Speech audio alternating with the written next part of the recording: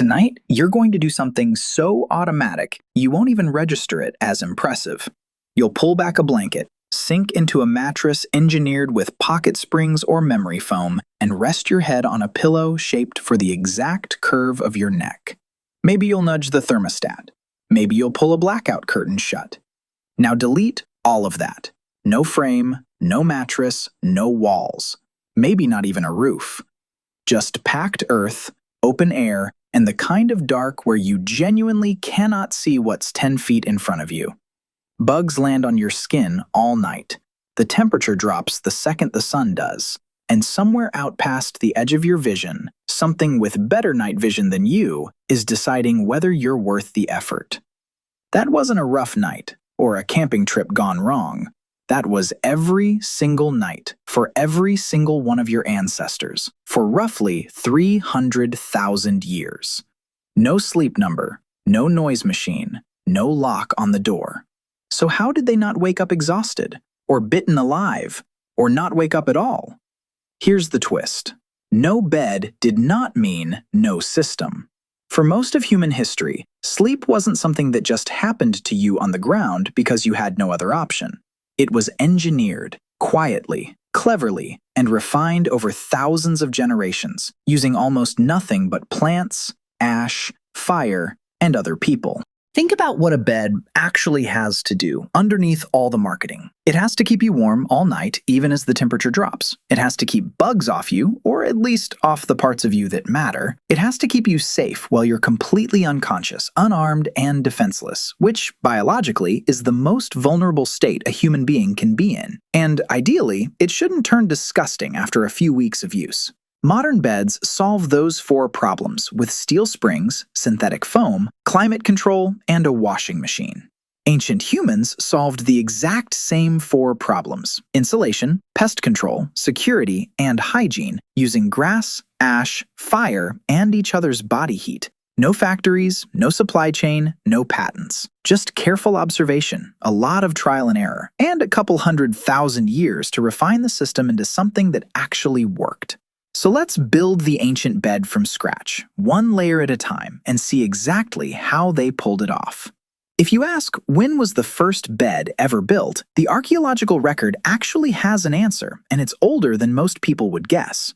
At Sibudu Cave in South Africa, researchers led by archaeologist Lynn Wadley, publishing their findings in the journal Science, found layers of compacted grass and leaves dating back roughly 200,000 years, deliberately built up into a sleeping platform. Not a pile someone collapsed onto, a construction. Organized, layered, clearly built with intention, and rebuilt again and again in the same spot over time, meaning generation after generation of the same family group came back to the same corner of the same cave and remade the same bed. Underneath it, a thin, deliberate layer of ash. Ash repels ticks, mites, and fleas, exactly the things that would otherwise turn a night's sleep into a night of getting eaten alive by parasites. Someone, 200,000 years ago, connected "the fire leaves ash" with "the bugs stop biting when I sleep on it," and the pattern shows up again and again in the layers that follow, which means it got taught, copied, repeated. That's the current record holder for the oldest known constructed bed on the planet. And it already came with built-in pest control. But a bed isn't just about the build, it's about maintenance. And this is where it gets almost uncomfortably relatable. At Sibudu Cave, also in South Africa, archaeologists found bedding dated to around 77,000 years ago that takes the concept even further. Thick mats of sedges, rushes, and grasses, layered for cushioning, topped with specifically chosen leaves from a plant with natural insect repellent properties, the layer you'd actually be lying against. Here's the detail that gets people. This bedding wasn't built once and left alone. The evidence shows it was periodically burned and replaced, not because it wore out, because it got dirty, full of the ordinary debris of daily life. And the fix was to torch the old layer and lay down a fresh one. That's functionally laundry day. Prehistoric people had a cleaning routine for their bedding 77,000 years ago. Somewhere out there, a version of your ancestor was mildly annoyed about how often the bed needed refreshing, and did it anyway. Because sleeping in filth has consequences, whether or not you have a word for bacteria. Building the bed right was only half the job. Where you put it mattered just as much. And prehistoric humans were surprisingly deliberate about their real estate. The site is called Ohalo II, on the shore of the Sea of Galilee in Israel, and archaeologists only found it because of a drought. In 1989, the lake's water level dropped several meters, and there, sitting in the exposed mud where it had been perfectly preserved for roughly 23,000 years, was an entire camp. 6 oval brush huts woven from local branches, floored with grass bedding, several open-air hearths, a grave, even a garbage heap full of everyday debris. Each hut was barely large enough for a family to lie down inside, together. That layout wasn't an accident. The shelter itself was the bed, walls close on multiple sides, an entrance angled toward the hearth, everyone positioned near enough to the fire to get its heat and light without getting close enough to catch a spark. Every choice was a trade-off being actively managed. Closer to the fire means warmer, but smokier, and one stray ember from disaster. Closer to the entrance means faster access outward if something goes wrong, but also means you're the first thing anything encounters on its way in. Someone, every night, was making a judgment call about exactly where in that tiny hut to put their body. Repeated over thousands of generations, those judgment calls are basically the beginning of architecture. And once everyone was arranged inside that shared space, something useful happened automatically, without anyone planning it. Not everyone in a group sleeps at the same depth. Some people rouse at the smallest sound, others sleep through almost anything. Researchers studying modern hunter-gatherer groups, including the Hadza in Tanzania, have found that this variation isn't just noise in the data. It may function as a real system. A group with a spread of sleep depths effectively runs a rotating night watch without anyone being assigned to it, and without anyone losing a full night's rest to guard duty. Evolution just distributed the job. So the bed wasn't only grass, ash, and a wall. It was also whoever was lying next to you, quietly working a security shift they never signed up for. Which brings us to the one piece of furniture every version of this setup had in common: fire. Sleeping within reach of a burning fire wasn't just about staying warm, although that mattered enormously. Fire triggers a fear response in nearly every land animal on the planet. Deep, automatic, present even in animals that have never encountered it before in their lives. A fire burning next to your sleeping area functioned like a perimeter alarm that never needed batteries and never dozed off. That's why fire placement and bed placement were really the same decision.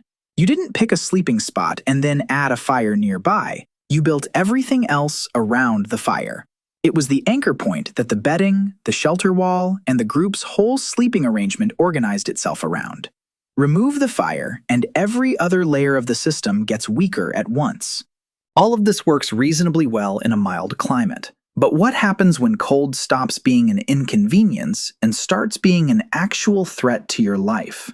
In brutal winters across medieval Europe, humans doubled down on a strategy that started with simple body heat clustering and eventually escalated into something stranger, bringing the livestock indoors. Across Viking-era settlements and later medieval farmhouses in places like Wales, northern England, and Germany, families lived in what's now called a byre dwelling, a single long building, sometimes 50 or 60 feet end to end, with cattle, sheep, and sometimes horses stalled at one end and separated from the humans by nothing more than a wooden partition. The animals produced a genuinely significant amount of body heat, and that heat radiated straight through the wall into the family's living and sleeping space. You were, quite literally, sleeping next to your own furnace. The furnace just happened to be alive, and it also needed feeding and mucking out. It's not glamorous, but it's an entire heating system built out of biology, running on nothing but hay at a time when the alternative was freezing in your sleep. Now, before this starts sounding like ancient sleep was flawless and modern sleep is just a scam we all fell for, let's pump the brakes for a second, because that's not quite right either. All of this engineering reduced risk. It didn't erase it. Cold snaps still killed people, especially anyone sleeping alone or pushed to the edge of a group, away from shared body heat. Parasites still got through sometimes, no matter how much ash was layered underneath. And sleep itself was almost certainly lighter and more fragmented than what most of us experience now. Waking through the night to feed the fire, to listen for movement outside the hut, to nurse a crying infant was simply normal, not a sign that anything had gone wrong. So no, it wasn't a spa. It was a genuinely hard, genuinely risky way to spend 8 hours a day, every day, for your entire life. What's remarkable isn't that ancient sleep was comfortable by modern standards. It wasn't. What's remarkable is how much of the actual danger they managed to engineer out of it anyway, using grass, ash, and each other. Here's the part that really recalibrates how you think about your own bedroom.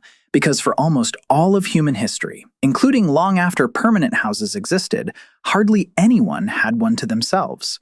For thousands of years after humans settled into fixed structures, the standard arrangement wasn't a bed for every person.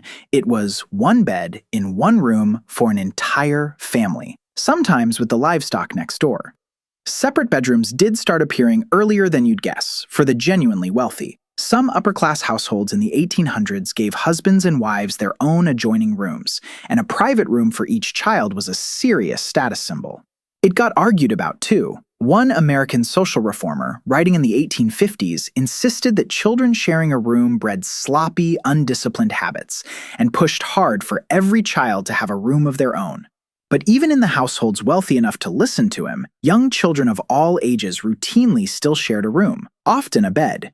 And for most ordinary families, working class, urban, rural, one room for the whole household stayed completely normal well into the 20th century. The version most of us think of as standard, every kid gets their own room, didn't become a broad, ordinary expectation across income levels until the post-war boom of the mid-1900s, when houses got bigger, families got smaller, and privacy stopped being something only the wealthy could buy. Measured against the full span of human sleep, roughly 300,000 years of shared platforms, packed huts, and one-room houses, the private bedroom a lot of us grew up with is one of the newest developments in the whole story, not one of the oldest. We didn't evolve to sleep alone, in a sealed, silent room. We evolved to sleep in a pile, next to a fire, with someone else's shoulder against ours. And depending on your family and your zip code, your own grandparents might have grown up doing exactly that. So here's the full stack, all 4 layers on top of each other. Insulation from grass and ash, security from fire and a rotating cast of light sleepers, extra warmth that occasionally involved a cow, and a maintenance routine that beat modern people to the concept of change the sheets. Every single night, for 250,000 years, your ancestors were solving a 4-part engineering problem, using nothing but plants, embers, and each other. They didn't have a bed the way you have a bed. They had something arguably more sophisticated, a living, adjustable system that rebuilt itself around the climate, the threat level, and the group every single time it was needed. So tonight, when you sink into your mattress, alone in a silent room with a lock on the door, that's not the default setting for human sleep. That's the exception. You're the weird one. They were the norm for 300,000 years. If you made it this far, you've already got more patience for a good origin story than most people. So tell me in the comments, could you actually survive a night on a grass mat next to a fire, or has memory foam ruined you for life? And if you like digging into the stuff school never taught you, subscribe.